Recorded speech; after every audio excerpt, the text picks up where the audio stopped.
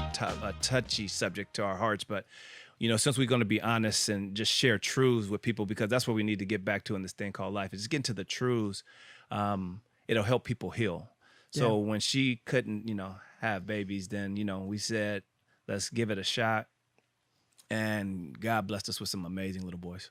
And honestly, probably, your boys couldn't have fallen into better hands too. I appreciate that. I think, just through my life experience, my dad and mom, in my life, they were just staples. They really set forth an umbrella of protection over my life, and I learned from it. So nobody's perfect. We all, are shy, a little bit teeter-tottering, but I just made it a point to be better to them than they could ever be to me. So I want to give them a good life. There's a song, I think of it. It's I forgot who it's by. I think it's Tim McGraw or something. But half the man he didn't have to be. It's basically about stepfathers or adopted fathers who step up to be a father, even though they didn't have to. And I hold people that are in that position, like yourself, like my stepfather, very, very high. And I definitely put them on a pedestal. So yeah, my parents divorced when I was young, and my mom never remarried, but my dad did. So I have two mothers.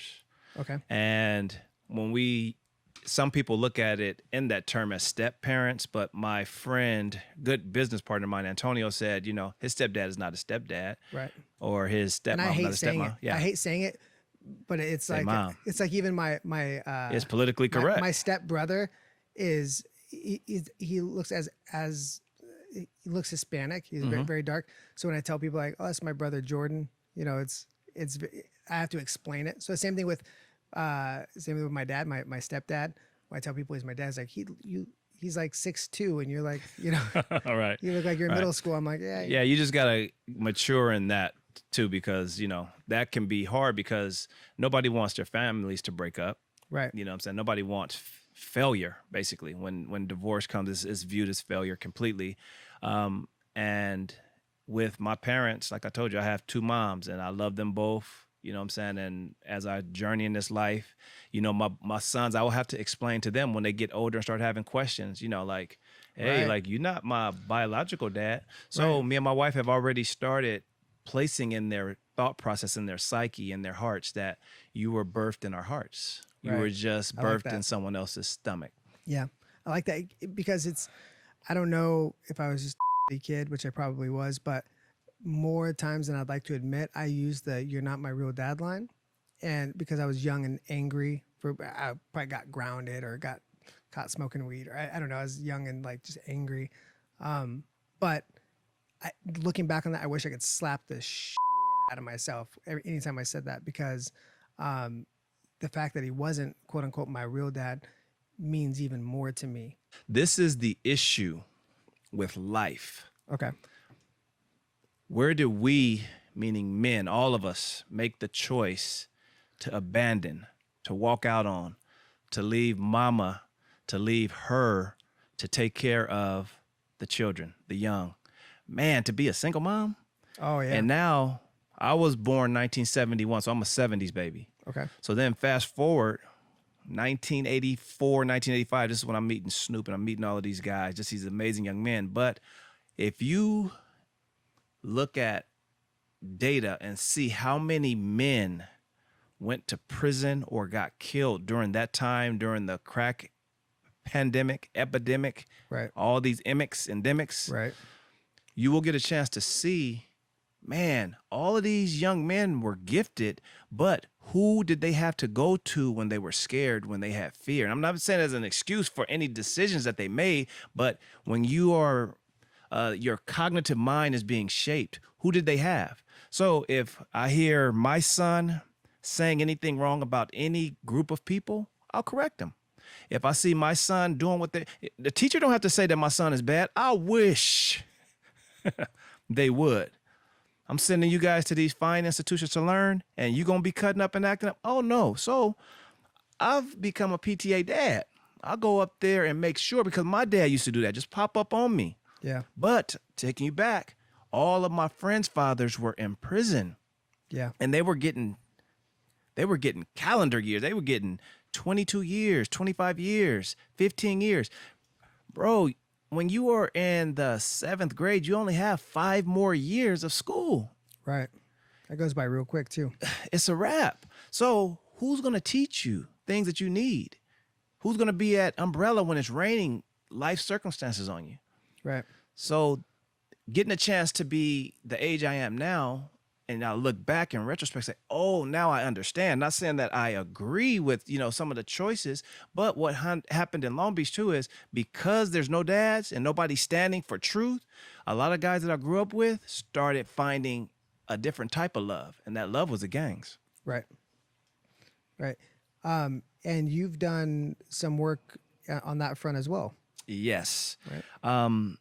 And we can segue into that now. So on the table, you can get a wide shot I can show you, this is a prized possession of mine. And when I say the creativity in me put this piece together, and it is entitled the Stop the Gang Violence Calendar, and I released it in 1985.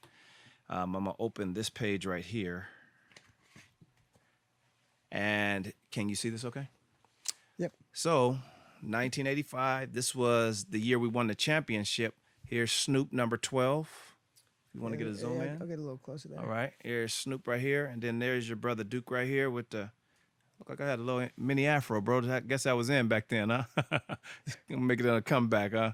So with this image right here, a lot of these young men's dads were not readily available to them because of what was going on during that time.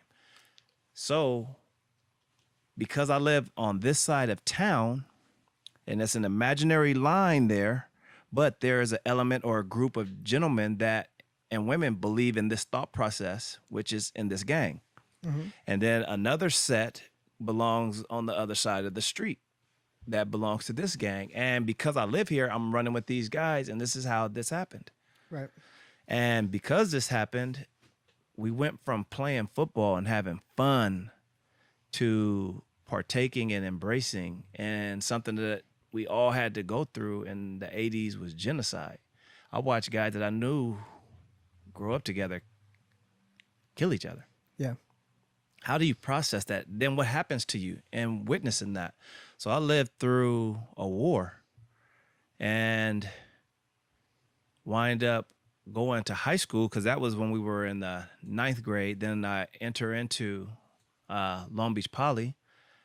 Actually, my 10th grade year, I went to lived in Oklahoma for a year, and then I came back and then went to Poly in my 11th grade year, and just started shaping and molding and learning. But then we're in a gang culture, a very high charge drug culture.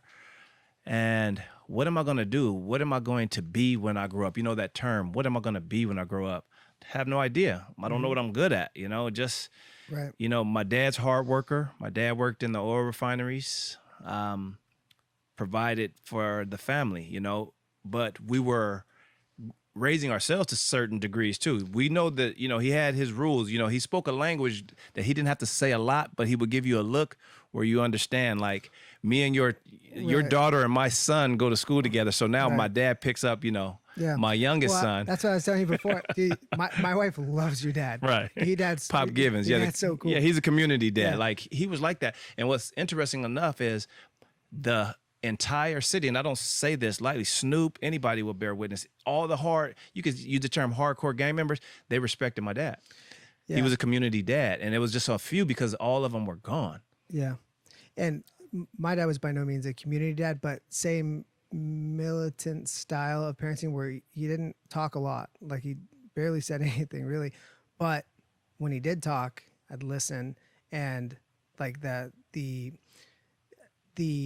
his influence on my life really kept me on track. Because maybe I can relate a little bit, but growing up, I grew up in what they call the Pomona Islands. So it was a really rough neighborhood. Section 8, food stamps, government cheese. You was on Section 8, bro? Yeah. Okay, Like, okay. We lived in this apartment. We're the only white. We're the only white family in this complex, and it was gated. And I lived there till I was 16, and I saw some stuff. I saw like what you were talking about. I saw one murder, and some other really bad stuff. Joined a gang when I was like 7 or 8. The Ghetto Boys, whatever. Okay. We basically just stole emblems off of cars. It was really, really juvenile stuff.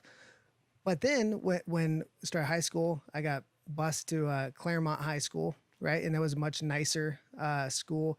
And then I kind of had this identity crisis where like, wait, I'm like this kid from the hood, but now I'm like in this like nice school, and I didn't really see all my other friends. And then my dad moved us to Lakewood, and that was a whole culture shock for me. Okay. And but it was weird. Like without my dad there to take us out of that situation, we would have never gone out. My mom was completely content on having more and more kids to get more and more money from the government and just to live there. And my mom was a saint, but she was content. My dad got us out when I turned 16 and moved us to Lakewood area. And yeah, without him, I mean, there's no way. Right. So yeah. So pendulum them back to that, it takes you back to the calendar. So all the guys who I grew up with, they started embracing this culture, this religion, and I use the term not loosely. I understand what I'm saying by saying religion, of the streets. Yeah. Because you got a chance, like if someone was to look at us, they would prejudge us probably differently, because you said you grew up in the projects. Yeah. I didn't have that experience. I didn't grow up in the projects. I grew up basically semi-middle class. Yeah. But someone looking at us, and you're very articulate, you speak very well, someone would never understand your grooming and what was presenting you at your younger years, but it made you who you are today too, though. 100%. Yeah. So the religion in the streets is there's truth in them streets. Hear me what I'm saying right now. If I owe you some money, and you don't pay me, what's going to happen, Brad? If I don't pay you and I owe you money, I'm probably going to at least take my shoes. Or there's going to be some Yeah. some very harsh repercussions. My parents get pissed when I come home without shoes on. Happened a lot of times, man. So I'm saying that to say that there were harsh repercussions in the streets, but but there is such an honesty in that. So you respect or even, people and you keep your word. Or even disrespecting people. So the same thing you're saying, just, whether it's not paying somebody back, that's disrespect. Any sign of disrespect, there was gonna be a problem. And trust me, I learned to run real fast from the bus stop back to my. But I remember one time, because what I learned as a young age was to use humor as a way to make friends. So basically, I made people like me by trying to convince them that like, oh, Brad's crazy, man. He'll just say stuff in class and like he'll act a fool. I was a clown, doing it just for approval. But you're saying that was a defense mechanism. I had to be dumb and silly and say stupid stuff as a way to be accepted. And then I'd go from the projects into the classroom, and that I'm being who I am in the classroom, and I just get in a lot of trouble. Right. A whole lot of trouble. So in the regards to that, you were speaking about the foundation, the beginnings of bullying. And this is how you were surviving. Yeah. So a lot of guys survive because no dad, no male figure. So we join a what? So that people don't bully us. Right. So that's what I'm saying. There go those truths. I'm not saying that it's right, but this is what I got a chance to witness and see. My dad was bigger than all of it. Yeah. My father was bigger than the gang. I'm not joining no gang. Yeah. But you're my friend. You're my friend. And I can still go to the toughest of the tough to this day. And how you doing? And first thing come out, how's Pops? Right. How's Pops doing? And that lets me know that that's what was missing. So now that we understand that, we could check that off the bucket list that, we kind of missed it. And I'm not speaking about one particular group. I'm talking about all men missed that to some degree. Yeah. So now that we've stepped on that, now I leave high school and I said, what am I going to do when I grow up? I don't know what I'm going to do, but I know I don't want to be here because just walking around the corner to the store, somebody can take my life that I grew up with because I live just on this side of the street. I grew up on 21st and Lime. 21 Street is what they call it. There's a song made about it. And in that area is the roughest of the rough. But I was able to navigate, discern, use wisdom to kind of see when something was going on. Like I don't know if I want to no, I'm gonna go this way. Yeah. I'm gonna get through this. Wasn't too bad of a student. I probably was a B student. I could have did a lot better, but like you said, having fun because Pops is at work, so I'm meeting my buddies and we partying and enjoying life. But once you graduate high school, you're an adult. Yeah. You got to be ready. You got to have Were your you out, eagle were wings. you out? Were you out of the house when you graduated? So this is what happened. What was the rule? So let me. No, actually, no. My dad to this day would let me move back to his house. Really? You never met nobody like this guy, Yeah. seriously, and everybody knows.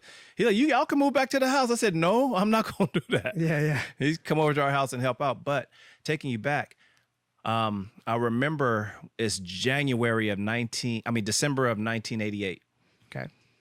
Circa 1988. I'm with Snoop Dogg, Stanley Alexander, George Powell, and Robert Alexander Earl.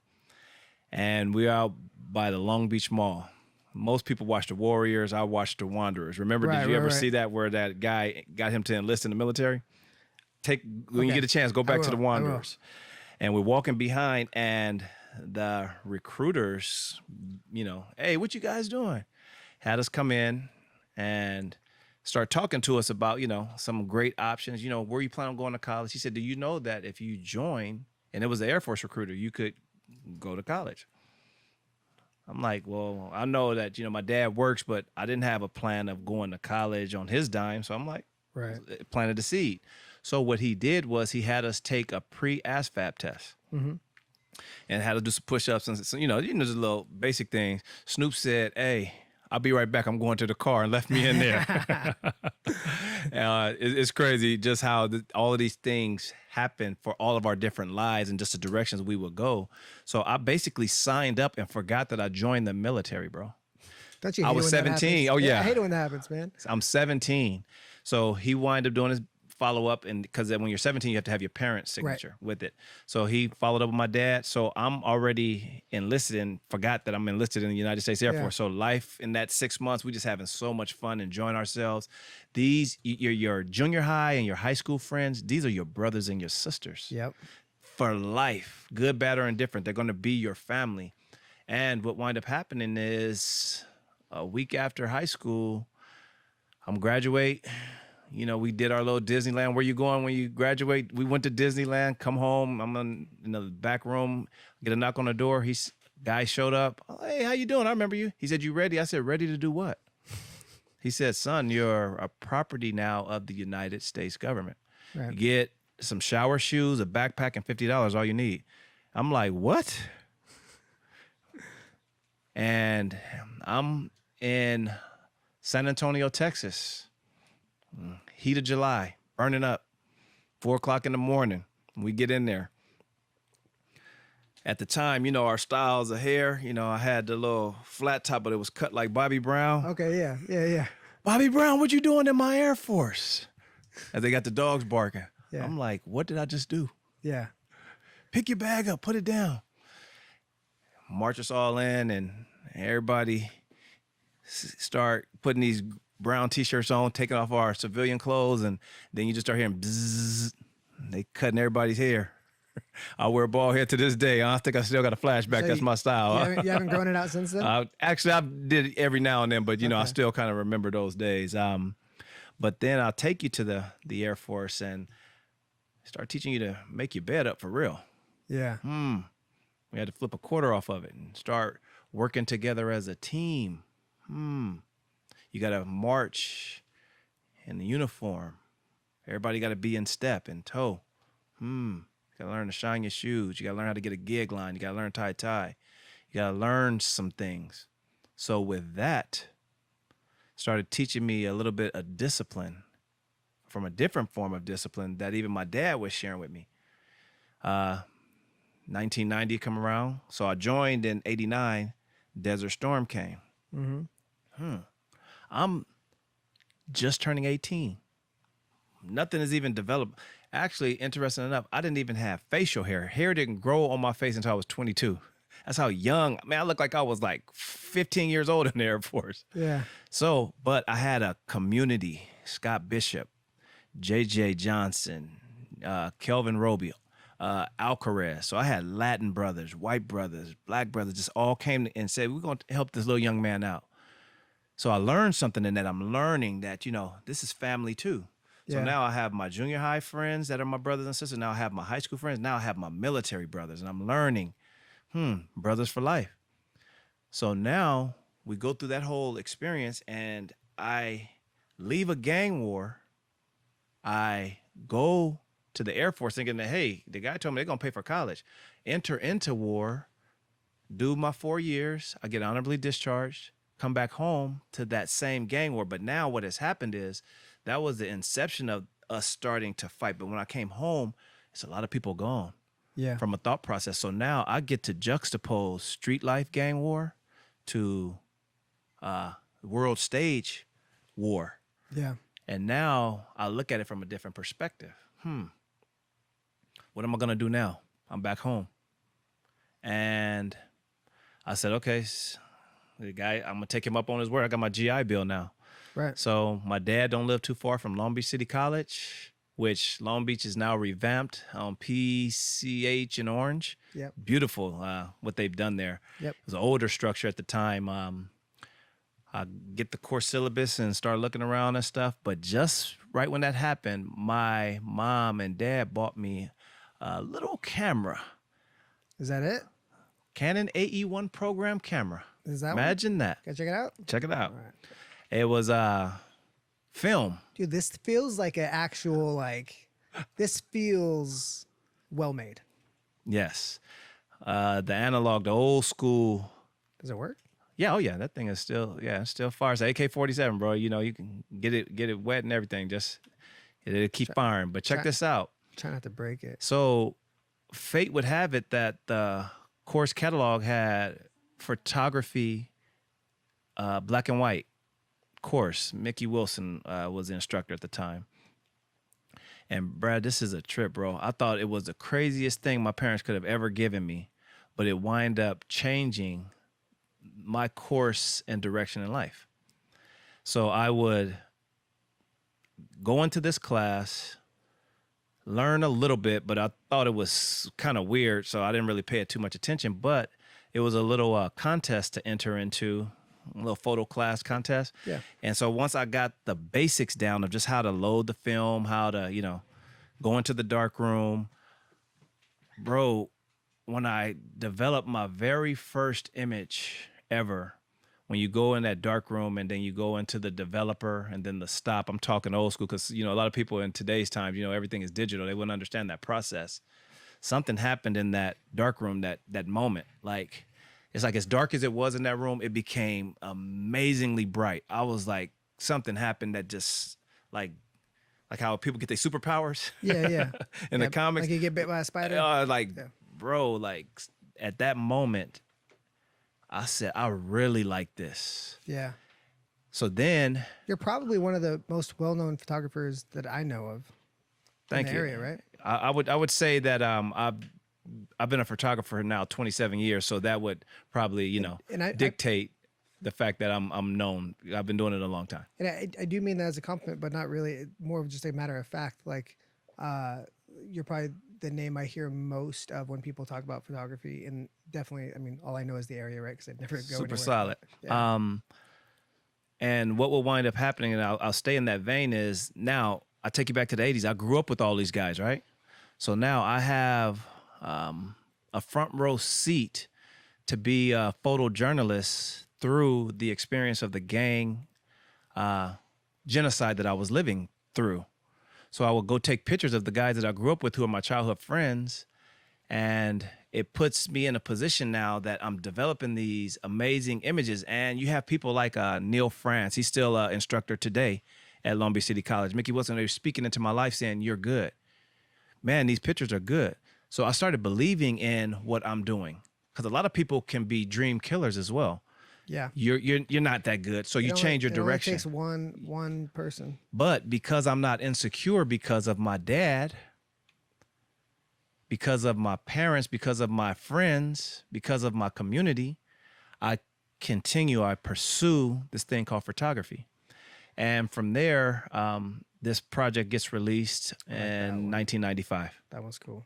I like that. So that image that you said you like would be considered the heads of these different groups at that particular time. And look right here, bro. Look who's in that picture.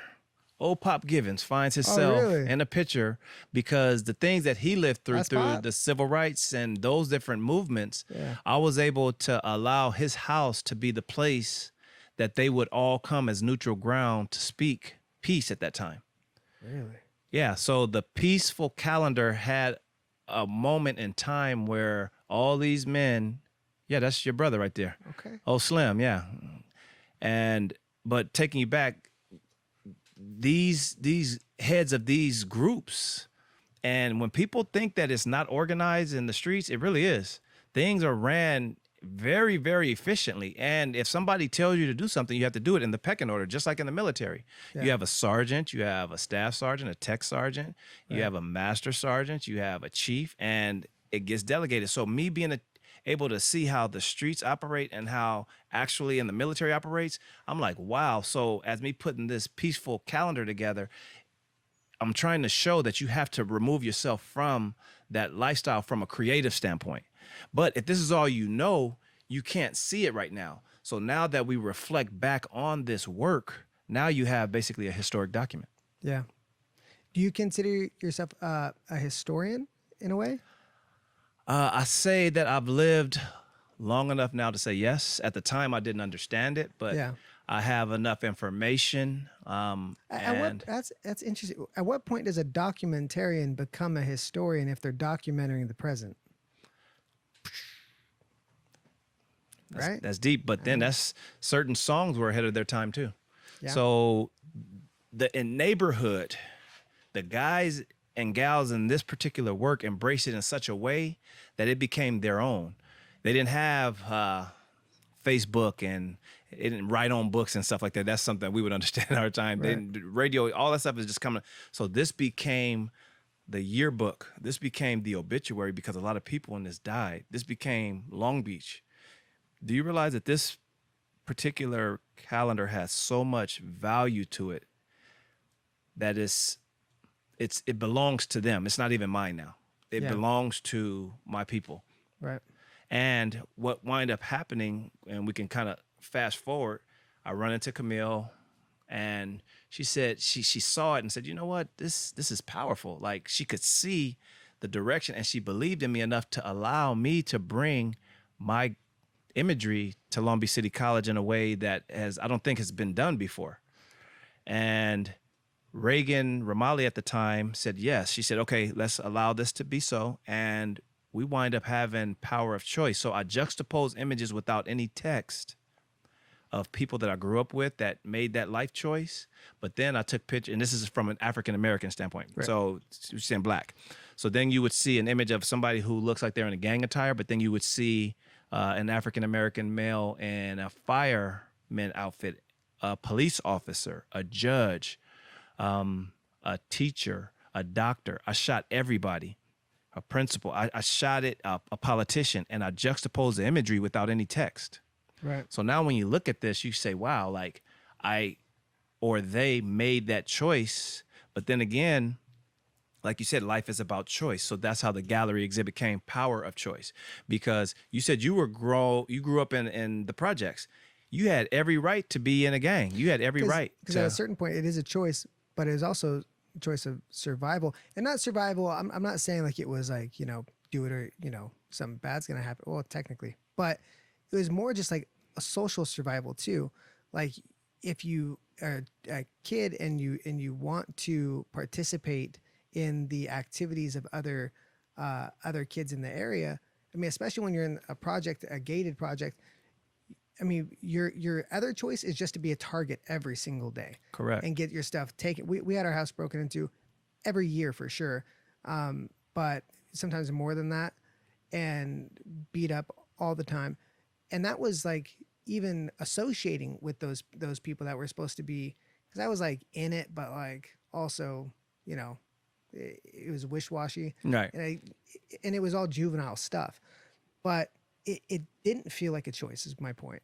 Like it is a choice, but it didn't feel like it at the time because it was just, I didn't realize I was really in one until I looked back on it. Exactly. So now that's why you just asked me, was I a historian? So now that I look now in present time, looking back, I have enough information to say, okay, this is the history, because a lot of them did not. Like you said, they didn't have fathers, Right. or some of them didn't have mothers. Moms was drugged out, so they had to survive. And a lot of that has to do with, and that's when, even our conversation gets a little bit, bigger in the scope of like what we do as a society, because we don't incentivize strong family units. And even in my experience, our projects, if you were a single mother, it cost this much to live there, and it was all subsidized, very, very cheap. If a father lived there, or if there's two adults in the house, number one, you can get kicked out because they just wouldn't have room for you, or your rent would go up so high that you wouldn't be able to afford it. So my father would have to hide the fact that he lived there. So he would only stay for a certain amount of time, and then they would do these audits where the management company would go in, make sure there's only one parent living there, and if they saw that there was more than one adult living there, you would either get kicked off the list and you'd have to go find somewhere else to live, or your rent would go up so high that you wouldn't be able to afford it. So I remember my dad would have to go rent a room for months at a time somewhere else because of that. So they disincentivized, and all the other families, same situation, they didn't have dads. And they, like the moms had like, boyfriends that would come and go, but they couldn't live there. If Wow, they lived Brad, that is super deep. That's a whole episode. That's an episodic series of what you just said. So who made those legislative rules to do something like that? Right. And what's the meaning behind that? And what does that do to a generation of people? Right. And so that's one of my future passion projects that I'm going to jump into, is I'm going to go back to the place I grew up, and I started to do some pre-production where I was reaching out on this Facebook group. It was called the CVs, the projects. And, asking, hey, who's lived here the longest? What? And like one lady that I didn't know, she remembered me, but she's like, oh, we're third generation, like all living in the same. It's very hard to move out of that place. Right. Very hard. And it does a lot. And I'm sure there's been changes maybe, but you're right. It's phenomenal. Like what that does to totally disincentivize a cohesive family unit, and literally make it to where it would cost you more than you could afford to have two parents in the household.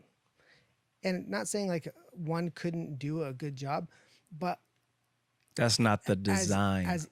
That's not the design. As a whole, they were one parent households, and they wanted it that way. Me and my wife, if we ever, and I pray we never have problems, but we in it hook or crook, bro, till the wheels fall off, flat tires. That's how I am too. And because first and foremost, I got to make sure that she got a place to stay. Yeah. I'm a provider. Yep. That was instilled in me to be a provider, and now we have children. Mm-hmm. So I have to. That's my role, to make sure that they got an umbrella to the best of my ability. Yep. And in the areas where I fall short and miss it, I have a village, I have mentors, I have a mighty village. Mm-hmm. And my village is not black, it's not white, it's not brown, it's the human. It is the human experience. And I got some amazing people on my team, on my camp, on my football field, on my football team, on my basketball team. You understand? So with that, how do you lose? When you fall, they brush you off, get you back in the game. But you need that. Yes. And you have it. And I've seen some of your team, and they're all stars. Bro, we show up. We coming. I wish more people had that. And I know that's, wishing is fine, but you actually go out and do it. And you do make a difference in a lot of these, I don't want to call them kids, but these young people's men. lives. So now let's step into that. So let's step into the religion of hate. The religion of separate, the religion of divisiveness, of we can't get along. That's a great segue into the video that you made, Piano. So we can play that now, and then we can talk about it on the other side. Let's go. Cool. So this is once you set it up. This is a Duke Givens short, Piano. That's it. All right.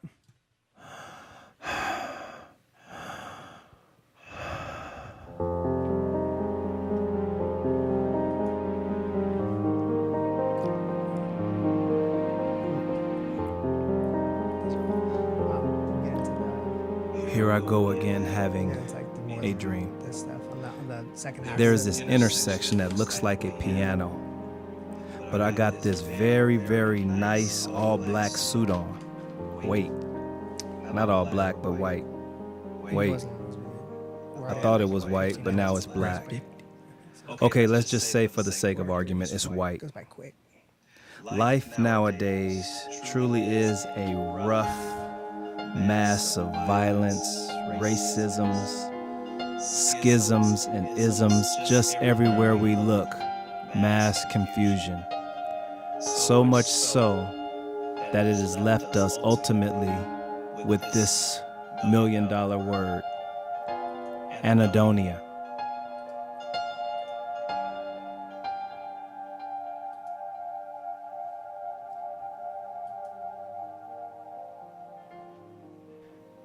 My question is, why can't we feel pleasure anymore? What happened to us? Also, in this intersection, I see this guy with a black suit on. That's weird. Why is he staring at me like that? Does he know me?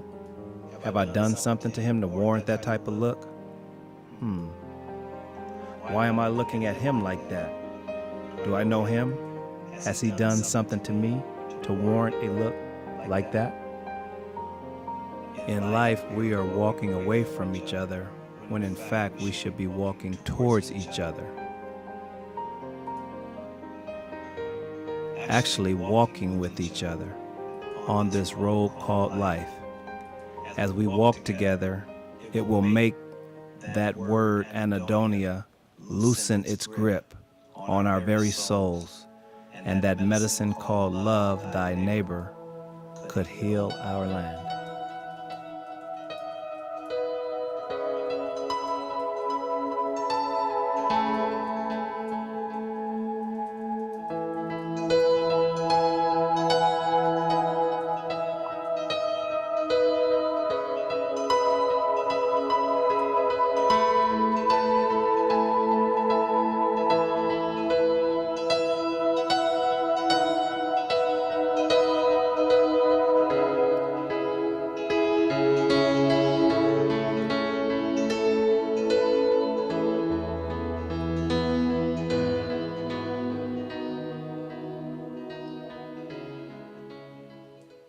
So what you think about that, It's powerful. Brother Brad? It's powerful. It's powerful. I've watched it a couple of times, and I love it. And that you've made a couple. Yes, yes. I think it's timely, and you made that a while ago, but it's more Man, look at important. that. It's more important now than ever. Think about that. So I made this calendar 25 years ago. I made that about 4 years ago. Why does it have to take, why can't people embrace it at the time? Right. Sometimes they can't. They can't see it because it's right in their face. Sometimes you got to step away from a thing. So I'm going to share something with you right now, and I want you to respond to it how you see fit. Cool. 8 minutes, 46 seconds. Mm-hmm. What do you think I mean by saying that? What has happened, or why is this out there right now, floating around on social media? 8:46. Well, it's symbolic, right? Yes. So it's like most things that are very complex and they're full of ideas. The only way to communicate those ideas or those emotions or pain is by having a symbol that encapsulates what that is. And 8:46 is obviously the time that George Floyd was on the ground with that Officer Chauvin, huh? right, his knee on his neck, and what that encapsulates, like the pain, the fear, the cry for help, the amount of time that was taking place, that people stood by and watched by.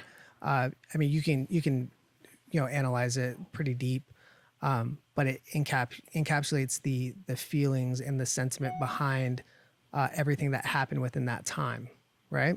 Yeah. Could you watch it all the way through? No. So the first time I watched, I saw it pop up.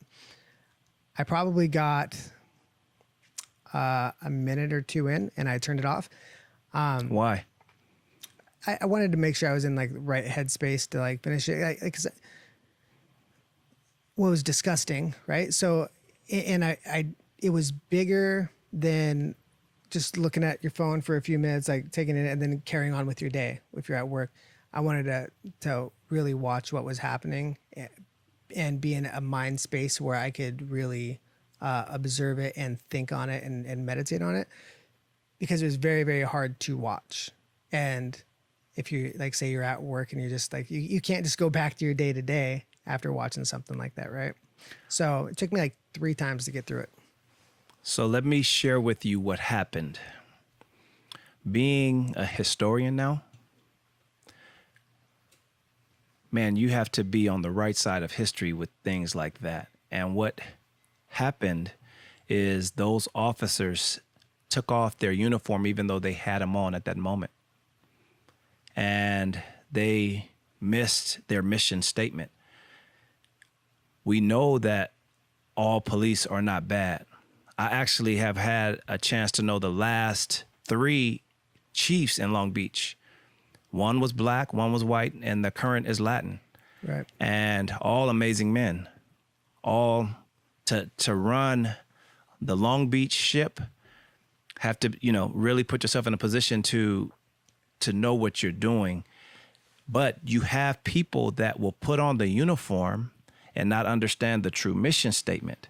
You have people that put on the uniform and not realize the power that you have to shape your community or destroy it. For example, and I can speak on this openly, it's going to be in one of my documentaries.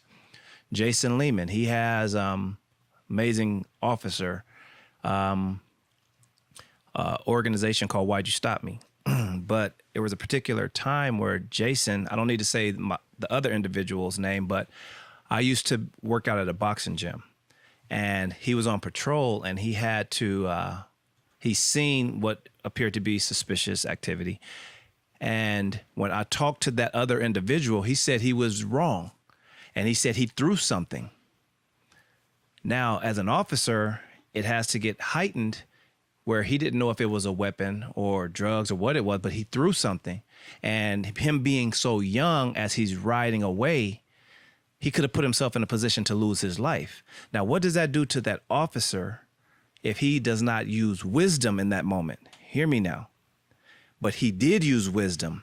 And later on, life would happen because we're all a community. They would get back together and they embraced and hugged. Just imagine if that man would have understood that wisdom right there. He didn't. So because he didn't, now the whole world, we were sitting at home, everybody watching it happen. And like you just said, Brad, you said that you couldn't watch it. And then at his dying breath, that man cried out for who? His mother. His mother. Now, bro, let me tell you something about the mama bear. Oh, yeah. It ain't even a race thing now. Yeah. What happened is he called on all mamas. He woke up the world. And that's why you see he threw a big stone in the ocean, and then the ripple effect went across the entire world. Boom. Now what happened? We were just in the house. Now we're not in the house no more. Now we go tear everything up. I say everybody's a collective, even though it's not right. This is what's happening. And now where do we go from here? You see, so now watch this too. My dad said something interesting. He said that the GoFundMe page for George Floyd skyrocketed it. Everybody just supported. Yeah. But what happens to Chauvin's family, those people? Now that name, like what is it synonymous with? So your name, the power of that, like now it's like role reverse. Now he because he didn't understand, they just get up off of him. What's going to happen to you for the rest of your life? And in history, you're going to go down in history as what? A murderer. But what kind?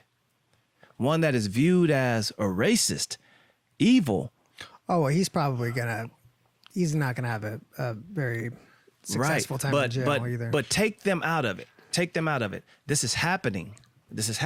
So in this time in history, classroom is in session. people are making up their minds now what they choose to accept and what they're not. It's these big words. We all know them now. We got anhedonia, like you just saw in the film. But now, are you complicit with what you see? Or are you standing for justice in what you see? Man, me and you, we're filmmakers and photographers. We're the creatives, but you made us have to get up off the couch and get involved now. Yeah. You made the comedians, you made the basketball, the doctors, the judges, the whole world. You made kids. Man, I saw a post where the Amish people came out. Dude, when you piss off the Amish, you're... Come on now. Yeah. Come on. So, but it's something even bigger than that. Yeah. Now we are in this technological age where we're learning from experiences and history is teaching us. So now... But what are we learning? We're learning either you're going to be complicit. But what does complicit mean? It means that this is the part where I feel like everything you said is true, and it's a truth. But you hit me with a but. You just hit me with a but. You said it's true. So if it's true, it stops word with a period, not a but. So okay, so no but and, right? Okay. Everything you said is true, and the path forward is important, because this could either be something that happened in 2020 along with all the other stuff, or it's a moment in time where we as a people change course, right? So what does that look like? And because right now, I don't think people need to have an answer. You never have to know the outcome in order to take to know you're going in the right direction. But what does that look like? Because what people feel I'll just say what I feel. When we say we're complicit, what you could be in agreement and in step with exactly what you said, but how we solve the problem can differ. And that doesn't make you complicit in the problem. It means that you have a different eyes on different solutions. So I say no. Okay. So why I say no? Why? Because when I first got to Lakewood Air Force Base, I could not walk in step with somebody from Arkansas, with somebody from Wisconsin, with somebody from New York. But then all of a sudden, by the time it was time to graduate, were we all walking together in step? Yes, we were. So we all had to work together for a common goal. And if the common goal is stamping out, let's just say, for example, racism, let's just put that on the table. If racism is a common goal, then everybody can't have a but, can't even have an and. It has to have an explanation point on it. I can take that. What does stomping out racism look like? Okay. It looks like a beautiful poem, one of the most simple poems. Mm-hmm. A guy said it once upon a time. Who was it? He said, float like a butterfly, sting like a bee. Who was that? Ali. Who said that? Ali. So by me saying that, and you know who that is, not about his life. He just said something. He said the most simple poem. He said, me, we. How beautiful is that? If you can understand it. Yeah. But like I just said, now, hear me. A person that's raised with hate, I got a chance to see genocide. So I understand in my own culture, people who grew up together who were taught hate. So how do you teach or how do you unlearn? So the guys who started it, if they lived through it, life and how life is, it's going to present where they're going to have to, as they're getting older, work it out. And they're going to have to change. If not, they're going to get ran over. Right. They're not, it's not going to happen, because only thing that's not respecter of a lie, Brad, is what? Truth, brother. So now, we were talking earlier on our money. You want to put that up on the screen? Yeah. Let's see what this says. A lot of people would just got a dollar. I got a dollar. You got a dollar. Little rascals. You got a dollar. Hey, hey, hey, hey. So on this, is that a quarter? Yep. On the quarter, I'm not getting deep into it, but right there, is that a Latin term? It says e pluribus unum. I think I said it correctly. Mm-hmm. You got a definition for me on that? From many? From many one. Doesn't that sound like me, we? Yeah. So does that say me, my foreign no more? Does that mean me only black, you only white, you only yellow, you only brown, you only red? No. E pluribus unum, from many one. So now, when did the Civil Rights Act take place? Is that 64? Yeah. It's kind of, Early 60s. man, the 60s was turbulent. Yeah. How old was Martin Luther King when he died? He was young. 39. Malcolm X, 39. JFK, Bobby, how old were they? Them guys did not live to be 45 years old. Think about that. But they had to stand, and they were born in that window in history. So on this timeline, on this movie of life, we're filmmakers. So we look at things from the standpoint of, okay, who's going to be my antagonist? Who's going to be my protagonist? Right. Hero and the villain. But in real life, we got a chance to witness that for 8 minutes and 46 seconds, bro.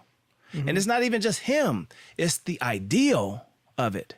Ooh, that's deep. So now I'm like, man, am I a photographer? Am I a filmmaker? What's happening to us? That's what's happening. We're growing up and we're maturing and we're taking a side. Man, when I grew up, and if you wore black and gray, you had to be black and gray. Or if you wore black and gold, you had to be black and gold. And it ain't no changing. So I understand when a person is being raised in hate, you got to be down with it. And you better not tell. Snitches get what, Brad? Stitches. Oh, where'd you learn that? You learned that in the projects. Yeah. Huh? Now think about that.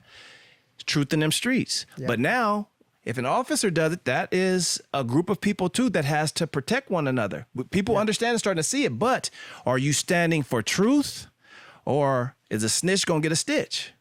So it's all the same across the whole playing field. So, okay. So, go ahead. So I don't want to interrupt. I'm sorry. Go ahead.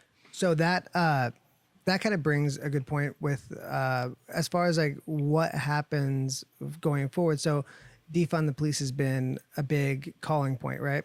And I can think through it. Like I think people kind of freak out because they think like, oh, that means there's no more police. That's not true. It just means holding them accountable with dollars as an incentive to not to basically get more public approval for the service that they provide the people, right? But eliminating like the safeguards for cops that mess up. I posted a video last week about a video that was released at the end of last year that I thought was horrific as well. And the cops pretty much got off. They lied to the mother of the kid that died. And the mother didn't even find out the truth for 3 years because of all the red tape in order to get footage from the actual police department because they were protecting their own. So I think there's a lot of things that could really help with. A big word for me is transparency. I think that we need more and more transparency. And I know people get upset with that because, okay, those cops, none of them had their body cameras on. You know, there was video of it, and that's transparent, but it still happened. Like, I get how transparency doesn't fix the problem, but it opens our eyes to see the problems when they happen. So I think that there's steps that can be taken and then should be taken. I guess, like, again, like the question I pose. What is the question? What is the question you're posing to me? Is how? No, you shouldn't defund the police. No, I don't believe that. How do we No. fix it? So that's the question. How do we fix it? Can it be fixed? Can it be fixed? Yeah. Can cancer be cured? Yes. Can you heal AIDS? Yes. So those are very deadly viruses, right? Yes. You just answered my question, and it can be fixed. What has to happen, from my understanding and my limited understanding as a photographer, is because I've had a little bit of experience in life, just a little. You know the people you work with. Mm-hmm. You know good employees. You know bad employees. You know those who slack. You know those who don't do what they're supposed to. So it's an internal problem that has to be fixed from the inside. But is it a chief's problem? He has so many things he has to do. And then you have watch commanders. It has to be a family. And the family has to be able to discern. Fire department, even in the pulpit, Churches have problems. In politics, politicians have problems. Doctors, man, I've been in situations where I was at a hospital and I seen two people arguing over care. So it's us, man. Like, what? We need to have kids. We need to go back to the Little Rascals raising us again. Right. That's from a funny, because I had to kind of take it off of how simple the answer is, but it's a big problem. Like tying the tie again. It looks simple, but it's complex. Well, even though like what you said is really accurate. Like if people saw the world through a child's eyes, all this stuff would go away. Because when I see when my daughter and your son are playing, these things don't come into the equation at all. Like they see a friend, they see another kid that they can play and have fun with and enjoy with. Empathy, compassion. Ultimately, all of those are just derivatives of love.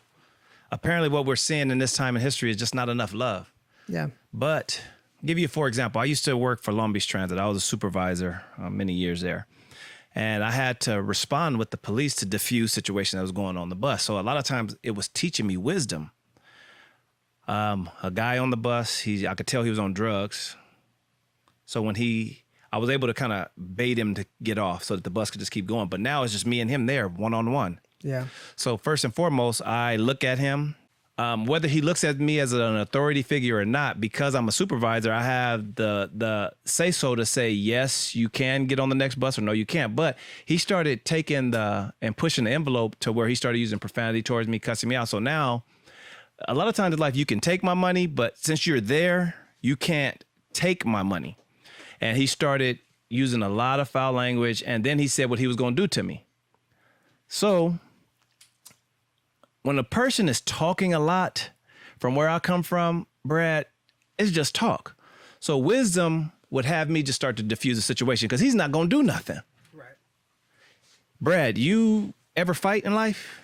Took any type of form of competition? Wrestle, MMA? That's how I got that belt. Oh, man. you got a belt right there. So now listen at that. You can speak with confidence because you can defend yourself. Right. So now that I know, the photographer, Brother Duke, I was in the military. I didn't survive the streets, not by just walking home. Right. So look at what's going on in my head.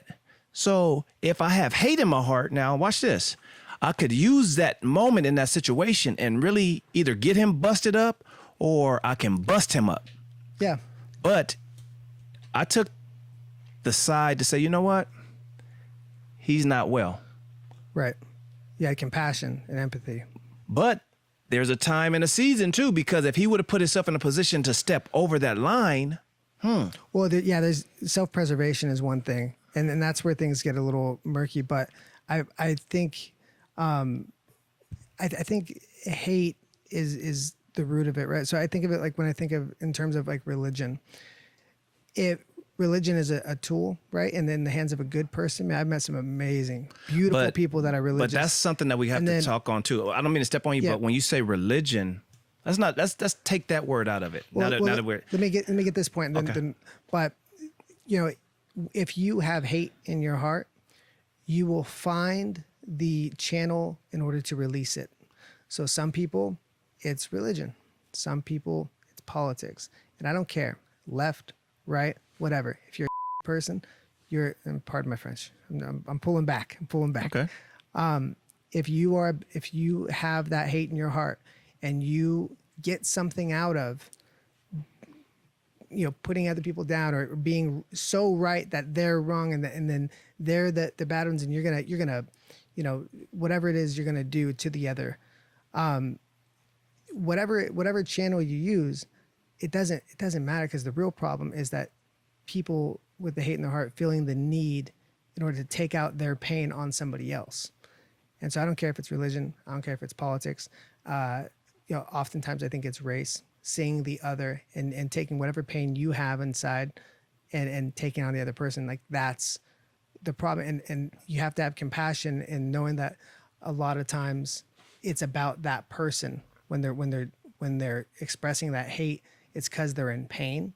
And I really believe that. And I think that to tag on to what you were saying, as far as the things that we're missing in society, I think we're missing a lot of humility.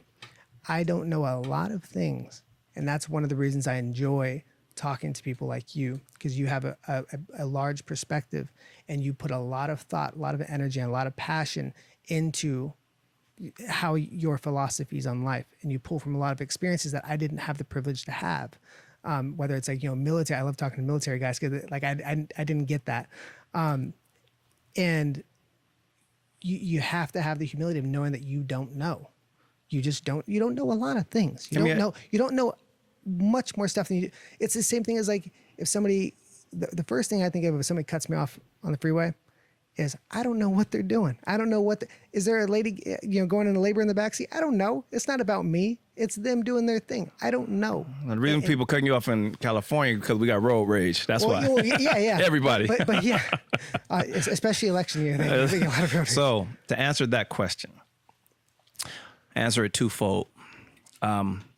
Religion is a political word because we look at it and we just associate it with something. You go to work religiously, you work out religiously, but the true spirit, and we talking about spirituality, I just said e pluribus unum, from many one. Now you're talking spiritual. Monotheism, one creator. But then if we speak on that term, and that's a whole different, we'll talk about that another time, but there's so many different thought processes and belief in God. Yeah. And then you have people who don't believe in God. And that's what's so interesting about these old United States. Like, you have the freedom to believe and do whatever it is you want. Right. So that's why we're going to crash into one another so violently so that we can feel. But as we're feeling, everybody now are soldiers. Everybody has PTSD is what I'm saying. That's a military term, post-traumatic stress. What we watched in that 846, you gave everybody PTSD. Everybody is dealing with it and they messed up.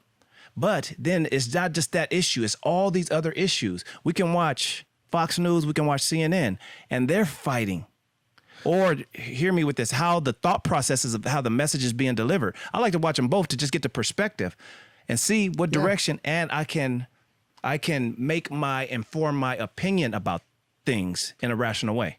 And I'm trying to teach my children that. My children have friends of all walks of life, and I make sure, because people are dope. Yeah. People are amazing. People are gifted. You don't hear me saying white people, black people. Human beings are amazing. Yep. And everybody who knows me through my brokenness, through my shortcomings, knows they can say that about Brother Duke or Uncle Duke. Just depends on, the age bracket. I'm not saying this to brag on. I'm just give you a something that happened. Yeah.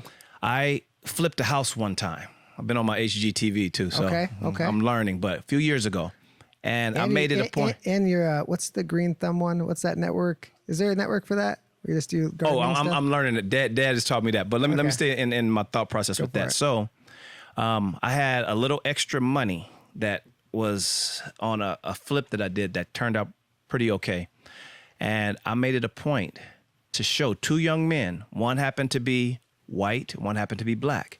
Mm-hmm. Bought them both a vehicle. Okay. Why? Had nothing to do with me. I was showing them you have to be the change you want to see in the world. Now, when I see them, I'm not Uncle Duke to just a black young man. I'm Uncle Duke to two young men. Yeah. You feel me? Yeah. But that's wisdom speaking. But I had to learn this wisdom from the barbershop. I'm too old of a cat to be played by kittens. I was born at night, but not last night. You hear that, but when you hear these men talking, what are they talking about? If you are wise enough to grab what they're talking about the social change of the world, all of these different things, and you can grab and glean, and you should grow from it. Some people choose not to. So therein lies the power of choice. Right. It all boils back to the power of choice again. Right. And I 100% agree. I think that the big thing that you're talking about, especially with like barbershops, the power to listen, power of conversation. So I think that's one thing that's missing out. You talk about Fox and CNN, how they're both just saying different things from different narratives and they clash. But if you were to get an anchor, like just like an anchor on a Friday night to sit down with an anchor from Fox and CNN, do you think they could have a reasonable conversation about about something. They totally can because that's their profession. Yeah, they're but when they go on their networks They to have to talk follow the to talk narrative. to their people, They have to follow the narrative. they got to do that. Right. And the problem, and that's why I love doing these podcasts, because most of the time I'm in agreement, but even when I have question or I want to, like, you know, put a little pressure on something, just like, because I'm thinking like, okay, what is your perspective? But it also helps me build mine. And I think that's what you're saying about, you know, learning from each other and building community is your perspective and all the experiences should influence the people around you. But if you're afraid to speak, if things are so divided that you can't even have ears for it, then we're in a real tough spot. And just to answer my own question, I think that's the way forward. I think more First Amendment, more dialogue, more conversation, less, you know, cancel culture of just like, you know, oh, you said the wrong thing, so you're an evil person. That does not make you an evil person. There's a lot of perspective in people asking questions that literally want to know the answer to, and having humility to know, just when somebody says something, have the humility to know that you don't know what's in their head or what's in their heart or why they're asking that question. They're just words, but what you do with those words is what's important. So you have to have a conversation. You got to be able to share. You got to be able to mentor without the fear of saying the wrong thing. I mean, even mentoring young men. I mean, you know, the past 3 years have been all about Me Too and toxic masculinity. You know, it's like, are you not allowed to teach young men how to be what you think a young man should be because of, you know, the movements and what you're allowed to say, what you're not allowed? Absolutely not. You should be able to express yourself and do what you think is right. Present your solutions into this world and let the free market of ideas work this thing out and keep communication alive. I disagree. Beautiful. Mm-hmm. But why? You said you should have the ability to, but if you were raised with a thought process that's different than mine, we're going to always not be walking in tow. We're not e pluribus unum. So you want everyone to have the exact same experience? So, but you just asked my opinion. No, I do not. But that's why I said it will never work that way, because we're not all. So if you look at certain other places on the planet, mm-hmm. I don't believe in dictatorship. Hear me. But there is a semblance from what I can see from my eyes of a thought process of order. I don't know what goes on behind the scenes, but whether you want to face it or not, if you can look and see, it seems like our capitalistic society is headed towards kind of a dictatorship to some degree. I'm not going to get too deep into that right now, but if you think about the bigger picture of what things are going, like we just had COVID. Yeah. Will it be mandatory for you to take a vaccine? It looked like it's being put on the table. I think it will be mandatory in a way that's guised under freedom, as far as like, it's just a yes or no. If you want to go on an airplane, you got to be, so you don't have to, but if you want to fly. Just a yes or no. Just a yes or no. Well, it's not a yes or no question. Can't do it that. It is. No, it's not. Okay, then therein lies where it's going to always be a gray. So no. That's why I said great. And then you said we have to have more dialogue. Bro, a lot of people are tired of talking. It's about reaction now. Because but then when I ask what's the reaction, what's the solution?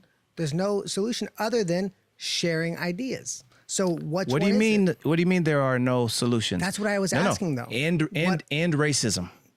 Exactly how? But you saying how? What is the action? No, that's an idea. Ending racism is an idea. Okay. That is a philosophy. That is a goal. That is a goal. What I'm saying is, what is the action? We've already talked about it. But we've talked about it. You hear the irony in that? No, I do not. No. I understand what you just said, but we haven't, because until put some pictures up for me that I just I sent you.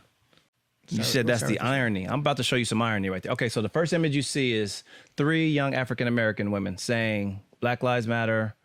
I understand this whole all lives matter. I get that. But right now, the premise is right now, because what we are experiencing, we want people to understand Black Lives Matter. Now switch the picture. Never forget. Look at those names right there. Next image. Is that a black man right there? No. What is that? What you can see? What does it appear to be to you? Looks like a white guy. Okay, next image. So I actually don't deal a lot with politics because I don't like them in certain regards. That's why I never ran for politics. Mm-hmm. I was actually told not to because me being an artist, I'm already my politics speaks through my art. Right. And because I'm pretty decent at it, I can speak it in a way where I don't have to have my personal feeling to it. In the photography and music, those things right there are so timeless that they speak into history. Right. So I've learned to do it out of love. But as you turn in these images, you just ask what we need to do. People are coming together, bro. So you said we talking about it, but no, it's happening now. I've seen a lot of. I've so seen the a answer. lot. So you're saying Reactive is happening. protests but the protests are there to create awareness, right? And then the awareness is to spark reform, right? Okay. So like and I'm not saying you have to have the answer either. Nobody has the answer. It's bigger than us, but the pendulum and the tide is turning in a way where we are just walking out in the timeline of this movie I like of this life. one. It were more white people at this protest than it was any other color of people. What are your thoughts on that? Thoughts on what? That the mix of people. It's not a thought. It's just human beings that say no more. That's how I keep trying to. For me though, but I was always told that I was a dreamer. I was always told that I look at things unrealistically.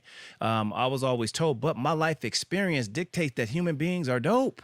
Yeah. They nice. I'm saying that from. You want me to translate what I mean by saying dope and not saying that? Yeah. Okay. I'll just mess with you. Yeah. So, in that regard, my son's the next door neighbor. These dudes are thicker than thieves. Yeah.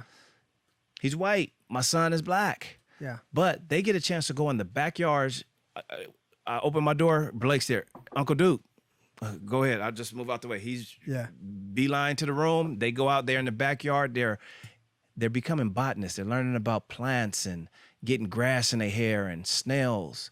But then there's going to come a time that elementary school, they'll be good. But when they hit junior high school, and I know this by experience, that's where separation and divide starts. Yeah. By the time you're in high school, that's when the real divide starts. It's with the greasers and the sociers. No, that's what happened to me. Then by the time you hit college, schools of thought, military. When I was in the military, I got a chance to even see that in the own branches. Guys come from this area, don't act like me from the West Coast. Yeah. Had nothing to do with race. Some brothers don't act like me. Some white dudes in California act like me, and then some. You understand what I'm saying? You follow, like, then you got some black dudes that don't act like, so it's just a big ball of wax that's beautiful though. It's just how you look at it. Are you looking at it as it's half empty or half full? With me in life, I look at it as always half full. So I'm an optimist in life. I can tell you're an optimist in life. Yeah. Me and my wife the other day, the neighbor came over and she brought this image in and she had me look at it. And she asked me, what color did I see? And I said, the shoe looks pink and white. And then my wife said, no, that is not pink and white. And then she said, that shoe looks green and gray. So that right there, and when she laid it out, she was talking about left brain, right brain. Right. How are we on time, bro? Are we okay? We're good. Okay, we're good on time? Okay. So with left brain, right brain, now I get why even me and her have our headbutts. We don't see things alike. But we work on a common goal to be married. Right. So we are all married. Right. We're not divorced in this country. We're all married. Somebody will take that and even twist it. But you understand how I painted that picture. Yeah. So we have to work at this thing. That reminds me of the right brain left, and this is how I see most arguments. And even when you say you disagree with me on certain things, I honestly think that the only disagreement is like where we're looking, because I think most agreements, like, there's just good and evil in my opinion. There's right, there's wrong, there's good and evil. Right. But like, even if I were to say like what number is that? Well, you're sitting at it and it's a 6. I'm sitting at it, it's a 9. Right. So this is how I see. Like, I always think of like when I'm sitting there, we're talking about something. Like I always like have that image in my head, and there's this very powerful image. I think it was a white and black. I mean, I've seen it a long time ago. It's not even like recently, but it's like painted on the sidewalk and they're looking at it like this, like really angry. And like, that's what I think of a lot when there's disagreements is, are we really disagreeing on something, or are we looking at it from different perspectives? And I think there's things that we can agree on. Go ahead. That's where you said there's things that we agree and we don't agree. Life now is speeding up so fast that we're going to be put in a position. That's where I speak on complicity, where it's going to be proven whether you are or you're not, because you're going to have to stand for something or you're going to fall for anything. You understand what I just said? Sure. So there's going to come a time, and I don't even like the fact that this even entered into my mind, but I respect those who have been given charge over me or rule over me. I understand that through my father, first and foremost, laying the foundation. You do what you say and do what you're told. Right. Integrity. That's respect. Yeah. Then you start going into jobs. You have a boss. I cleaned the backs of buses, and then I worked my way up and I became a supervisor. I understand that. Then I understand being pulled over by an officer. One officer pulled me over. He was very, very kind. I had another officer pull me over, and he pulled and drawed his weapon on me. Yeah. How do I process that? Because I'm mature enough to separate the two, I can understand that process. So now we're at a time in history, people are going to stop filming and they're going to engage and help if they feel that an injustice is being wronged. Right. But man, certain people want to be able to go home. But is that your time in life to be and stand on what you believe? But see, that's where, so like just taking. You understand what I just said, right? Yeah. I mean, I believe so. But like, so even with that example of, say, you're watching a cop and you think the injustice is happening, there still comes a point where there is humility in there, where sometimes when somebody is being confronted by police, you don't know what is going on. So if you jump in, it could be the exact opposite. I understand what you just said. Yeah. But this experience from 846. Yeah. You got to no. Hear me. Go for it. You got to look at the second part of what happened in that footage. People were talking to the officers. Yeah. Yeah. And did the officers respond? Right. So that's a very specific situation. That's what I'm talking about. That's what I'm talking about in history. That's the shift and the change, because humanity will not allow that to continue. I didn't say black people. I didn't say white people. I said humanity is you're going to see a shift. We were all just put in the house on punishment. Right. Huh. Yeah. For coronavirus, right? We all got sent to our rooms. That's it. And look how history would create this picture in life where we all had to watch. So we weren't watching basketball. We weren't watching hockey. We weren't going out to have a drink. We weren't going to the bowling alley. Everybody was in the house and watched 8 minutes, 46 seconds. So what do you make of that? Man, who can architect something like that? Who can put something like that in the storyboard for us to learn to work it out better? Creator. So with that said, I really see the change coming. All the music that was sing, a change is going to come. Wake up, everybody. No more sleeping in bed. Now, through their creativity and those who shed blood, now it's a difference coming. I think that law enforcement is going to unlearn to learn. It's going to be strategies and SOPs, standard operating procedures, that are going to go forth in departments that are going to make them better. They need to learn some jiu-jitsu is what they need to do. Okay, but if I still got hate, if I still got hate in my heart, then I'm gonna kill you just a different type of way. Yeah, but then you have a lot less of an out, right? Like anybody who is a blue belt or higher knows exactly what having a knee on somebody's neck is. I agree with you. Like the amount of training needs to definitely, and then and it's confidence too, right? So if you are seeing officer handle somebody and you have no idea what, if this officer knows what they're doing, because they don't do any type of hand-to-hand or grappling training. But if I saw a black belt, like I've met black belts that are just like, they're incredibly in control of both themselves and the person that they have their hands around. Like you feel more confident that they're going to be able to do something. I honestly think every cop should have maybe not a belt, but you need to go through training. And if you're a blue belt, then you have a blue stripe, purple belt, purple, because I think that would instill more trust, because there is a huge trust issue, right? Totally. There's a trust issue and you've lived this. You've lived this for decades now, seeing the way that the community and the law enforcement interact, and the more trust you have there, the better things are going to be. I don't know why it just popped in my head, but the movie Colors popped into my head when I Okay. said that. And that relationship is really, really important. That's why I don't get on the bandwagon with like a lot of the anti-cop, anti-law enforcement sentiment. I can't do it. I can't do it. But there are a lot of really good people that put their lives out in the line, and I love them, and I want them to get home safely. And I know that's not the point of all that's going on, and I can separate the two things, but I think that it's on everybody in order to come to the table to put opinions, knock out the bad ideas too. If I have a bad idea, shit, I've learned just from this one conversation. There's things I'm going to reanalyze, but you need to be able to have that conversation. And I know you're saying time for conversation's over. I get that, but it can't. It just can't, because people need to be heard, and that's what we're hearing all over. Got it. So, you like Colors.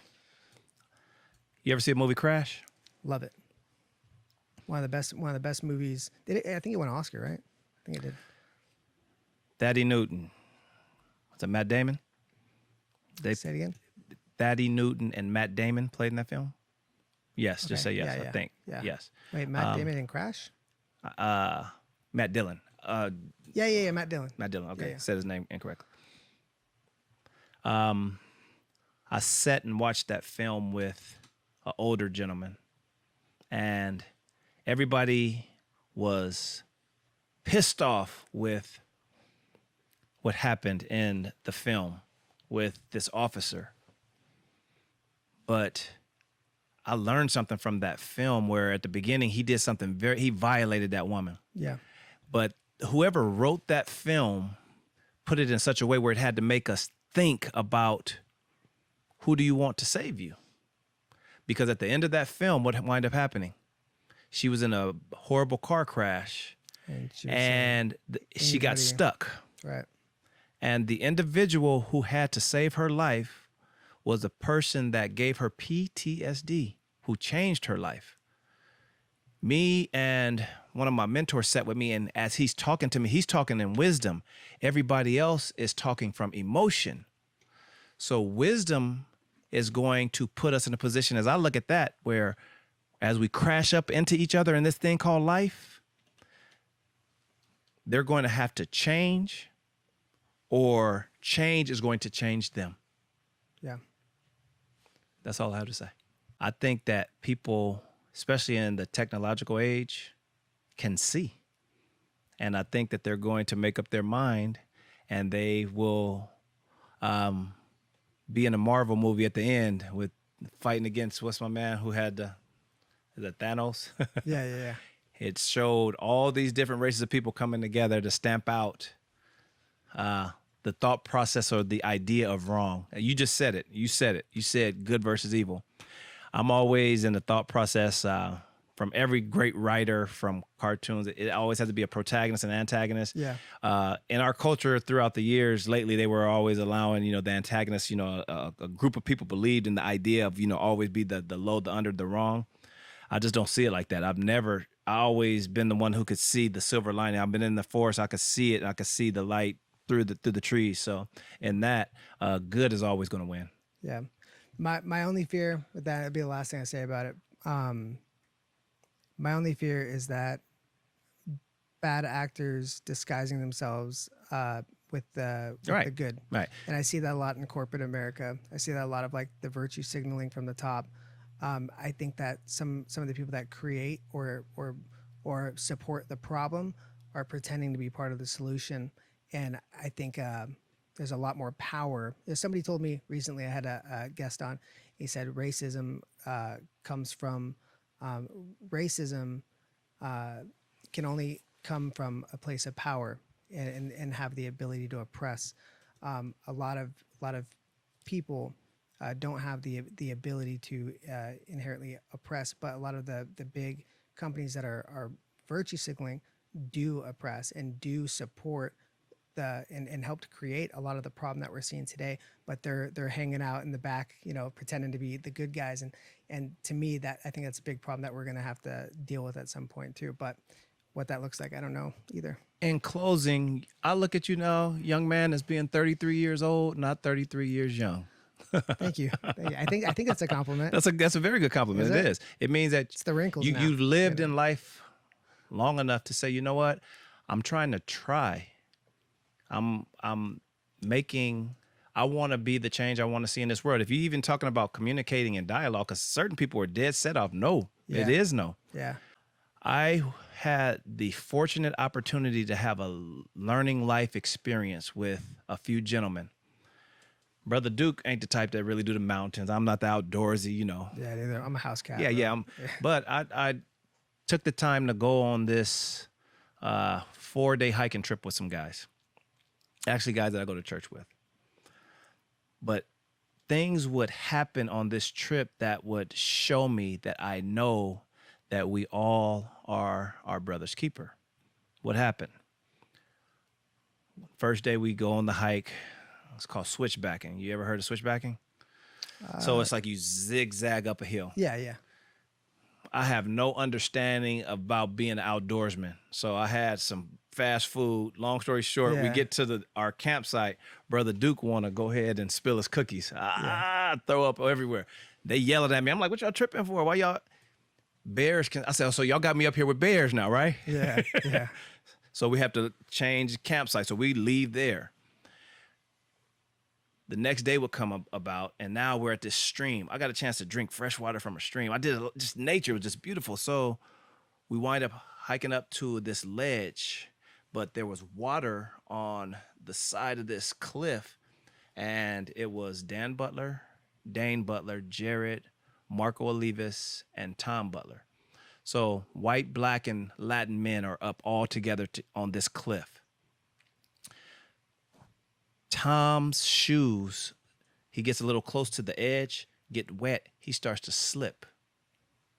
Now, you're actually, as I can see your eyes looking at me, you're with me on this cliff with Tom and Dan and Dane and Marco. As he's slipping, do I let him fall? No. Or do I save his life? Save his life. It's a slow motion movie that's actually happening before my eyes. I start to react. I reach out and I grab him. As I'm doing that, Marco grabs me because the weight of this man is going to pull my weight with him. So we both go over the edge. Then Dan grabs Marco. Then Dane grabs Dan. And at that moment, I'm not going to freak you out with a weird out-of-body experience, but I had an out-of-body experience. Creator said, these are your brothers. And on the edge is Tom. So I had to save Uncle Tom. Right. Imagine that. Right. Look at this. So anytime I hear that term, that's a derogatory term in my culture. Right. But look how the Creator would put it before me. And I saved this white man's life. This brown man saved my life. That white man saved that brown man, that black man, that white man's life. This is what we're going to have to do. And history is showing that this is what's happening. We're getting together and we're going to save the life. Yeah. And the life is putting away the idea of it, of the hate and the racism. Because people are starting to see those who decide to stand with it, you're going to be moved because the force of love is greater. Faith, hope, and love. The greatest is love. Is bigger than any weapon. And it's going to save the life. That's all I got, bro. I got you, man. Bro. It's coronavirus. Give me a pound. I don't know. Open hand. Hey, honestly. Give me some hand sanitizer. Dude, I had I'm going to shut your radio show down. Dude, Kind of open hand. White people had a hard enough time to begin with, bro. It's just made it that much worse. You adapt. Oh, that's right. Thank you for coming in. I appreciate I know it's hot in here. Oh, it's all good. And to everyone who got a chance to see this and be in this long-winded conversation about ideas and things that we're going through, we just thank you for taking your time. We are going to figure this thing out. I believe so too. All right, guys. Thank you very much. We'll see you next time. Take care.